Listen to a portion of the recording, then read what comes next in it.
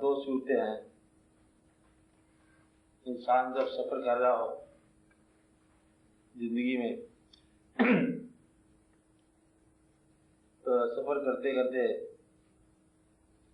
جہاں اندیشہ پیدا ہوتا ہے غلطی کا یا راستہ چھوڑنے کا، وہاں اصلاح کرنے کے لیے نیکی تو موجود ہے کہ یہ نیک راستہ ہے، اس پر آپ چلتے جاؤ، یاد بھی رہتا ہے اس کو. لیکن اگر کوئی نیک دوست ہم سفر ہو تو پھر انسان کو فطری بات ہے ضروری یاد رہتا ہے. بات یاد رہنے کی بجائے شخص یاد رہنا آسان ہے. جب بات یاد رہ سکتی ہے کہ وہ انسان کے ذہن میں خیال خیر شر کا قائم رہتا ہے، صداقت کی بات یاد رہتی ہے. لیکن عام انسان جو ہوتے ہیں زیادہ بہت سمجھ کہ زیادہ زور نہیں دینے والے، شریف زندگی بسر کرنے والے، اچھی زندگی ہوتی ہے، تو وہاں وہ آپ اس کو یوں سمجھو زندگی کے اندر اس بات کو میں اس لیے نامکمل چھوڑ رہا ہوں کہ پہلے وہ بات سمجھ لو. زندگی کے اندر سفر کرنے کے طریقے مختلف ہیں. سفر یہی کرتی ہے ساری دنیا. کچھ لوگ سفر کرتے ہیں انجام کے حوالے سے یا نتیجے کے حوالے سے. کہتا ہے وہ آپ کا بچہ کیا کام کر رہا ہے، محنت کر رہا ہے، کیسی ہے محنت، کہ کچھ فروٹفل نہیں ہوئی، چاہے وہ عبادت ہی ہو. کیونکہ فروٹفل ہونا محنت کا جواز ہے کچھ لوگوں کے لیے کہ نتیجہ برآمد ہوا کہ نہ ہوا. ایک آدمی اگر ریسرچ میں نکل گیا اور امتحان میں فیل ہو گیا تو اس کی ریسرچ کو لوگ نہیں مانیں گے کہ بھئی یہ شخص جو ہے نا علم میں نکل گیا، تعلیم سے چھوڑ گیا. تعلیم میں جو شیکسپیئر بن گیا. شیکسپیئر ایک آدمی تھا، آپ سب نے سنا ہوا، پڑھے لکھے لوگ، ڈرامہ نویس، دنیا کے سب سے بڑا ڈرامہ نویس کہتے ہیں. تیسری جماعت اسکول سے بھاگ گیا، ایکچوئل بھاگ گیا کلاس روم سے ہی، اور کہیں اس کو کوئی ہرن کا بچہ پیارا لگا، کھا لیا، مقدمہ ہوا چوری کا، گرفتاری کی نوبت آئی. شیکسپیئر خیر بچ بچا ہو گیا، کسی کمپنی میں جا کے ملازم ہو گیا، تھیٹریکل کمپنی میں، پردہ اٹھانے گرانے میں. تو وہیں سے سوجھ بوجھ پیدا ہوئی، ڈرامے کبھی بولنا شروع کر دیا. جب لکھنا شروع کر دیا نا، اس نے ڈرامے لکھے جتنے 36 ڈرامے لکھے. دنیا کے نقاد اس بات پہ اتفاق کرتے ہیں کہ دنیا کا کوئی کردار ایسا نہیں جو اس کے ڈراموں سے باہر. کچھ لوگ یہاں تک کہتے ہیں کہ فطرت ڈکٹیشن دے رہی تھی اور وہ شیکسپیئر لکھ رہا تھا ڈرامہ نویس کے طور پر. تعلیم ان پڑھ، علم بہت زیادہ. سقراط ان پڑھ تھا لیکن علم والا تھا. اور یہ ہمارے ہاں صرف نہیں ہے، ہم تو یہ کہتے ہیں نا سرکار کی ذات گرامی امی، امی مگر فخر بیاں، صلی اللہ مجھے فخر بیاں آپ کا لقب ہے، لیکن وہ امی. مطلب یہ ہے کہ تعلیم کا لحاظ نہیں ہے، علم کا لحاظ ہے. دعوت یہ ہوا کہ علم جو ہے تعلیم کے بغیر بھی آتا ہے اور اکثر آتا ہے. تو اب مدعا یہ ہے کہ علم کا حوالہ تو سوچنا پڑے گا کہ علم جو ہے یہ اللہ کا فضل ہے. تعلیم مکتب کی کرامت تھی اور علم فیضان نظر ہے. آپ سمجھے یہ عطا الہی ہے. اسی بات کو ایک بار تھوڑا سا زور دیا نا کہ یہ فیضان نظر تھا یا کہ مکتب کی کرامت تھی. سکھایا کس نے اسماعیل کو آداب فرزندی. مطلب یہ ہے کہ اللہ کریم نے انسان کو اپنی روح کے ساتھ زندہ کیا. تو اللہ کی روح تک جب انسان پہنچتا ہے اپنے حالات زمانہ سے ہٹ کے وجود سے روح تک، تو علم ہی علم ہے. علم جو ہے نا اس کا پہلے بھی میں نے بتایا تھا کہ اگر کوئی آپ دنیا کے یا اپنے لوکل دنیا کے پاکستان انڈیا کے شعراء کو دیکھیں تو پھر آپ کہیں گے کہ بھئی علم جس کے پاس اللہ کی طرف سے کوئی علم ہے شاعروں میں، تو آپ اقبال کا نام لیں گے کہ اس کے پاس کوئی اللہ کی طرف سے کوئی عنایت ہے، ایسی بات کرتا ہے کہ جیسے کوئی بس خاص ہی بات ہے۔ اقبال سارا پڑھ جائیں آپ، محسوس ہوتا ہے کہ اس کے اندر کوئی خاص بات ہے، کہ بات کا رنگ اور ہے، انگ اور ہے، مزاج اور ہے۔ اگر آپ اقبال صاحب سے پوچھو نا کہ یہ علم سارا آپ نے کہاں سے لیا، تو پھر اقبال آپ کو بتاتا ہے کہ یہ علم جو ہے نا اوئی پیر رومی، بات ہے کہ یہ علم جو ہے نا مجھے وہاں سے ملا۔ تو گویا کہ جو فیض ہے مولانا روم کا، وہ تسلیم کرتے ہیں اقبال کہ یہ مجھے فیض جو ہے نا پیر رومی ہے، فیض جو میری تعلیم جو ہے، میں نے شرق و غرب کے علوم پڑھ چکے ہیں، سب علوم شرق و غرب، روح میں باقی ہے اب تک درد و کرب۔ مطلب یہ ہے کہ درد و کرب جو ہے نا وہ اس تعلیم کے باوجود بھی ہے، اس لیے پھر اس نے کہا تھا کہ میرے پاس آؤ میں تجھے وہ علم سکھاؤں۔ تو اقبال اپنے علم کا، جبکہ تعلیم اس کے پاس ساری ہے ویسٹ کی، فلسفہ بھی ہے اور بہت بھی رموز ہیں اور لا بھی ہے، لٹریچر بھی ہے، تو وہ کہتا ہے کہ جب میری علم مجھے دیا نا تو یہ مجھے مولانا روم کی نگاہ سے ملا۔ اچھا، مولانا روم نے تو آپ کی کہانی بڑی واضح لکھ دی کہ وہ اپنا تعلیم دے رہے تھے اور مکتب تھا یا مسجد تھی، ایسی بات ہے نا کہ بچوں کو تعلیم دے رہے تھے، فقہ حدیث پڑھا رہے تھے، مولوی صاحب تھے۔ انہوں نے کہا بات کیا ہے، پڑھاتے پڑھاتے کچھ نوٹس لکھے ہوئے اپنی کاپیوں پر، ہوتا نہیں ہے مطلب ہے کہ آج کون سا سبق ہے، آج ہم حدیث پڑھائیں گے، کاپی نمبر 4 نکال لو، لٹریچر نکال لو۔ وہاں پر ایک درویش آئے اپنے انداز میں اور مبہوت لباس سے بات ایسے پڑا پرانا، انہوں نے آگے پوچھا مولانا سے کہ یہ سب کیا ہے؟ کتابیں ہیں، بچے ہیں، نوٹس ہیں، کاپیاں پڑھ کے کھول کے بڑھا رہے ہو، یہ کیا ہے؟ انہوں نے کہا کہ یہ تجھے جانی، تم کیا چاہتے ہیں؟ یہ وہ علم ہے جو تیری سمجھ سے باہر۔ درویش کامل تھا، انہوں نے کہا یہ تو بہت بڑی سخت بات کی اس نے۔ پھر اس نے کیا کام کیا کہ مولانا کی کاپی اٹھا کے تو تالاب تھا نا بوزے والا، اس میں پھینک دی داری۔ مولانا سٹ پڑے، اور میری زندگی کی محنت برباد ہو گئی، میں نے لکھا بریک بریک نوٹس لکھے ہوئے تھے، ساری عمر کی کمائی ضائع ہو گئی، برباد ہو گیا، تباہ ہو گیا۔ اور رونے لگے جب مولانا اس نے ہاتھ ڈالا پانی میں، کتابیں خشک کر کے باہر نکال دی، ساری کتابیں خشک تھی، گلگا جاڑ دی۔ مولانا کہنے لگے یہ کیا؟ کہتے تو کیا جانے یہ کیا ہے؟ بس جب اتنا کہنا تھا تو مولانا کے تعلیم کے وجود کو کہتے ہیں آگ لگ گئی، اور وہ آگے آگے درویش مولانا کے پیچھے پیچھے پاگے دوڑے، آدمی غائب ہو گیا۔ 2 سال کچھ روایتیں ہیں 2 سال بعد ملا، کچھ کہتے ہیں 3 سال بعد اس نے زبان کھولی۔ مولانا نے کہا کہ دیکھو میرے 3 سال ہوئے، اب آ کے آپ نے بات کی ہے، میرے کیا مطلب سزا دیا دیے وہ کہتے تھے 3 سال لگے تھے، میں تیرے انتظار میں 20 سال بیٹھا رہا کہ کہیں تو میچور ہو تو میں تجھ سے بات کروں۔ تو بات یہ ہے کہ وہ جو تو علم دے رہا تھا نا وہ جہالت پر مبنی ہے، جب تک تجھے اصل کا پتہ نہ تو کیا پڑھاتا جا رہا ہے۔ پھر مولانا کو اس نے جب راز اور رموز بتایا نا، پھر مولانا نے لکھا کہ مولوی ہرگز نہ شد مولا روم تا غلام شمس تبریز نہ شد۔ غلامی سے علم کہاں سے ملا؟ تبریز سے۔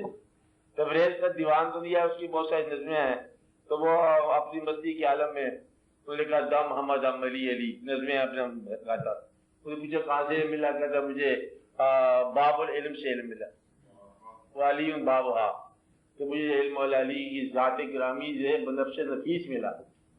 پھر اگر آپ مولا علی سے پوچھو کہ علم کہاں سے ملا تو مدینہ العلم، سرکار کی ذات گرامی سے ملا۔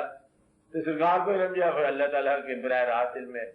تو گویا کہ علم کا راستہ جو ہے نا یہ سینہ بسینہ چلتا ہے، تعلیم کا راستہ کتاب بکتاب چلتا ہے، اور کتاب کا علم جو ہے نا وہ دیر پا نہیں ہوتا، یاد نہیں رہتا، ٹھہرتا نہیں ہے، اور جو سینے کا علم ہے نا یہ قائم رہتا ہے، سنی ہوئی بات اور سنانے والا چہرہ یہ یاد رہتا ہے۔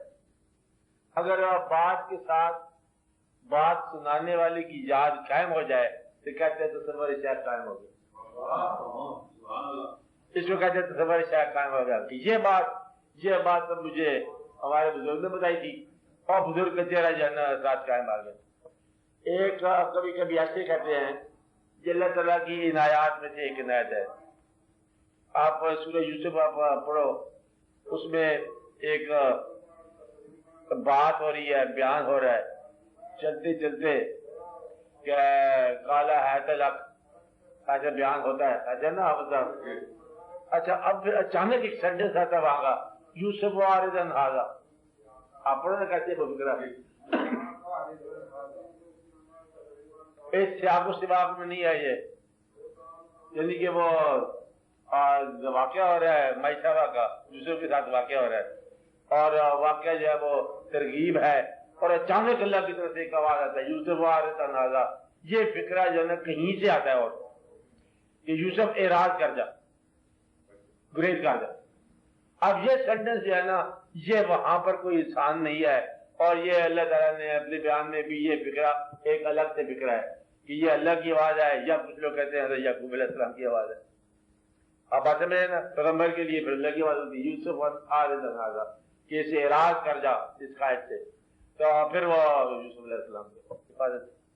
تو گویا کہ زندگی میں جہاں کہیں قدم کے ڈگمگانے کا اندیشہ ہوتا ہے وہاں پر اب کسی نہ کسی چیز کی آواز آ جاتی ہے، کسی نہ کسی چہرے کی یاد آ جاتی ہے۔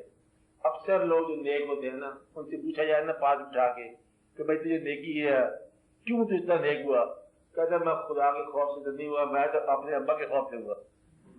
یعنی کہ نیکی کا ابتدائی بلکہ ابتدائی سے آدھا راستہ آدھے سے زیادہ راستہ ماں باپ کے خوف سے نیک ہوتا ہے انسان۔ کچھ لوگ سماج میں بدنامی کے ڈر سے نیک ہوتے نیک ہی ہیں، تو پھر اللہ تعالیٰ کی لگن جو ہے نا یہ دیر میں پیدا ہوتی ہے۔ باہر لوگوں کا کیا ہوتا ہے باپ کا چہرہ یاد آ جاتا تھا کہ کہتا کہ میرا باپ جو ہے وہ یہ کہ ایسا نہ ہو کہ اس کو میرے متعلق غلط خبر پہنچ جائے تو کیا ابا جان کے دل میں ملا لو جی بیٹے کے بارے میں غلطی خبر آ گئی ہے۔ ہاں یہ بھی باپ کی خدمت ہے کہ اپنی خبریں جو ہے نا باپ کے حق میں اچھی پیدا کرو۔ ہاں آپ بات سمجھ رہے ہیں، یہ شیخ کی تصور ہے۔ تو چلتے چلتے وہ یاد ہوتی بعض اوقات۔ کبھی آپ نے طالب علم کو دیکھا ہو، طالب علم تو آپ رہے ہوں گے، اور کہتے ہیں کہ امتحان میں کوئی سوال اٹک گیا، اچانک استاد کے چہرہ یاد آ گیا، سوال حل ہو گیا، تو یہ ایک واقعہ ہوتا ہے کہ سوال حل ہو جاتا ہے۔ کبھی آپ دیکھو مشکل مرحلے سے گزر رہا ہو تو مانوس چہرہ پاس سے گزر جائے تو مشکل حل ہو جاتی ہے، حالانکہ خالی چہرہ گزر گیا۔ تو وہ چہرہ جو آپ کے دل کو قرار دے وہ آپ کے ذہن کو بھی بیدار کر دیتا ہے، یہ یاد رکھنے والی بات ہے۔ اور وہ چہرہ جو آپ کے دل کو پریشان کرے وہ ذہن کو بھی پامال کر دیتا ہے۔ آپ بات سمجھ رہے ہیں نا؟ تو وہ چہرہ تصور شیخ کا مطلب شیخ کا چہرہ جب زندگی کے صحرا میں یاد آ جاتا ہے تو نخلستان بنا جاتا ہے۔ تو وہ چہرہ جو ہے نا اسی طرح چہرے کی داستان ہے کہ آپ درود شریف جو ہے چہرے کا قرب کے لیے ہے، اور یہ سارا حضور پاک صلی اللہ علیہ وسلم کے مطلب چہرہ والضحیٰ چہرہ، زلف واللیل والضحیٰ چہرہ، یہی چہرہ نشان وجہ اللہ۔ اللہ تعالیٰ فرماتے ہیں نا کہ فَإِنَّمَا تَوَلُّوا فَثَمَّ وَجْهُ اللَّهِ، جس رام ڈرا کے دیکھو اللہ کا چہرہ ہے، اللہ کا چہرہ ہے ہی کو نہیں، یہی چہرہ سرکار کا نشان وجہ اللہ، ورنہ رکھتا ہے کب خدا چہرہ، خدا کا چہرہ ہی کو نہیں ہے۔ تو گویا کہ چہرے کا علم جو ہے نا یہ تصور شیخ کا علم اس بنتا ہے کہ وہ چہرہ جو ہے جب یاد آ جائے تو زندگی میں اصلاح ہوتی چلی جاتی ہے۔ خاص طور پر جب آپ تذبذب میں ہوں، فیصلہ نہ کر سکے، تو جس فیصلے پر وہ چہرہ آپ کو راستہ بتائے تو وہ آپ کے لیے فیصلہ صحیح ہو جاتا ہے۔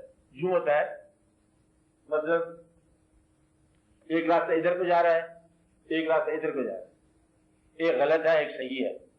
آپ جب غلط راستے پہ چلتے ہیں تو آپ کا یادداشت کمزور ہو جاتی ہے، شاید کی چہرہ یاد نہیں رہتا۔ صحیح راستے پہ چلو تو آپ کا چہرہ جو ہے نا وہ نمایاں رہتا ہے، تو گویا کہ وہ راستہ صحیح ہو گیا۔ خالی چہرہ جو ہے اس کی یاد سے راستہ صحیح ہو جاتا ہے۔ تو اس طرح ہے کہ تصور جو ہے شیخ اپنا یوں دیتا ہے کہ جس طرف شیخ کا تصور قائم رہتا چلا جائے وہ راستہ صحیح ہے، کیونکہ غلط راستے پر وہ تصور قائم نہیں رہتا۔ اس لیے آپ کے پاس یہ پہچان بن جاتی ہے کہ میں نے کیا کام کرنا ہے، وہ کام کرنا ہے اور جس کام پر وہ تصور ختم نہ ہو جائے۔ تو یہی ایک پہچان ہے زندگی میں سچ اور جھوٹ کے درمیان تمیز کرنے کا، یہی ایک واحد فارمولہ رہ جاتا ہے کہ اس راستے پر میں گیا تو مجھ سے وہ چھن گیا. کیا چھن گیا؟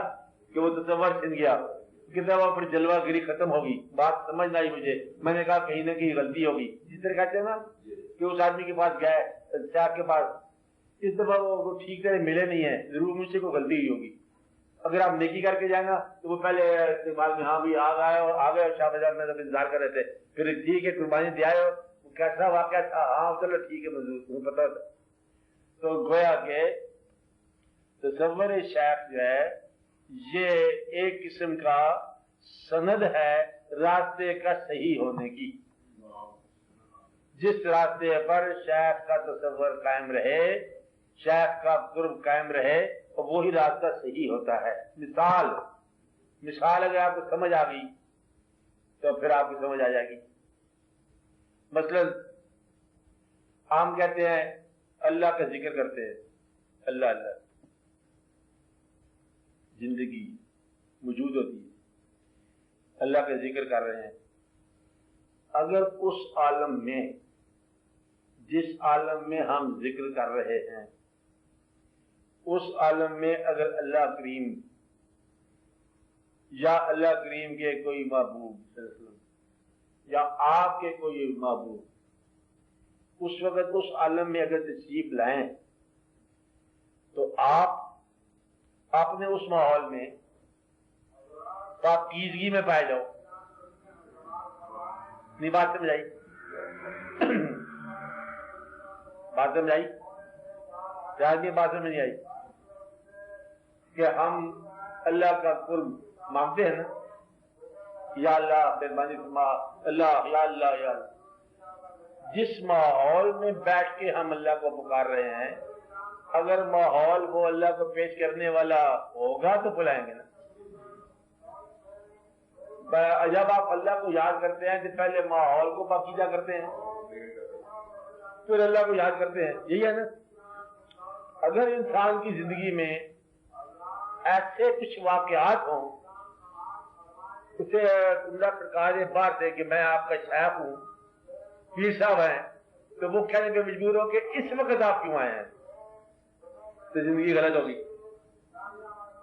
آپ بات سمجھ رہے ہیں کہ جو انسان ہمہ وقت ایسی حالت میں تیار نہیں پایا جاتا جس حال میں اس کا مقدس بزرگ وہاں پہنچ سکے، تو وہ حالت غلط ہے. آپ بات سمجھ رہے ہو؟ یعنی کہ اپنی زندگی میں حالت کو، اپنے حال کو اس کے موجودگی کے حوالے سے اصلاح کرتے ہیں.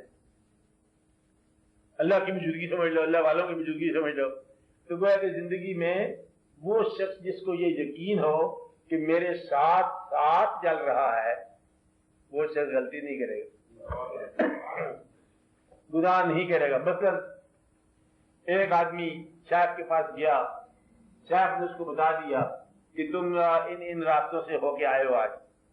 اسے یقین ہوگا کہ میرے حال سے یہ ہمارا باخبر ہے.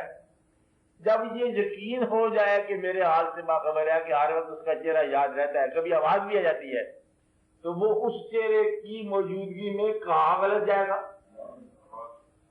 تو شیخ کا تصور جو ہے یہ خود بخود ہی غلط راستے سے نجات کی راہ ہے.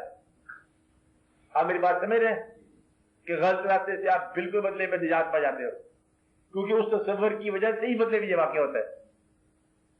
آپ بات سمجھ گئے؟ کیونکہ وہ تو غلط کر نہیں سکتے کہ اس راستے پر ہم کہتے ہیں ان کو بلائیں کہ آج کسی گھر میں مطلب رقص ہو رہا ہے، ڈسکو ہو رہا ہے، تو پتہ چلا کہ شیخ بھی آ گئے شہر میں، تو پھر آپ ایسی حرکت نہیں کر سکتے. تو جس آدمی کو یہ یقین ہو کہ میرا ہر دم میرے ساتھ ہے اور میرے ہر حال سے باخبر ہے، تو کوئی حال اس کا برا حال نہیں ہوگا. تصور شیخ اپنا تصور اس وقت مرید کو دیتا ہے جب اسے یہ پتہ چل جائے کہ مرید کی حالت خراب نہیں ہوتی. تو ورنہ تو شیخ کو پھر برائی کے راستے میں جانا پڑ جائے گا. اگر مرید برائی کے راستے میں جا رہا ہے تو میں شیخ بھی ساتھ ساتھ ملے گی تصور. اس لیے جب وہ مرید اور برائی کے راستوں سے اکثر فارغ رہے تو شیخ کا تصور ساتھ ساتھ چل پڑتا ہے، کیونکہ نیک راہوں پر تو شیخ چلنے والا ہوتا ہے، چلانے والا ہوتا ہے۔ اس لیے تصور شیخ اس مرید کو دیا جاتا ہے جو اس تصور کو غلط راستوں پر نہ لے جائے۔ اب سمجھ رہے نا، یہ سایہ ہے شیخ کا۔ تو تصور شیخ ہی آپ کی زندگی میں آپ کو سچ اور جھوٹ کے درمیان تمیز بتا دیتا ہے۔ تصور شیخ ہی آپ کو راستے سے صحیح راستے کی طرف لے جاتا ہے۔ تصور شیخ زندگی کے جہاں فیصلہ نہ کر سکو وہاں یہ تصور فیصلہ کرا دیتا ہے۔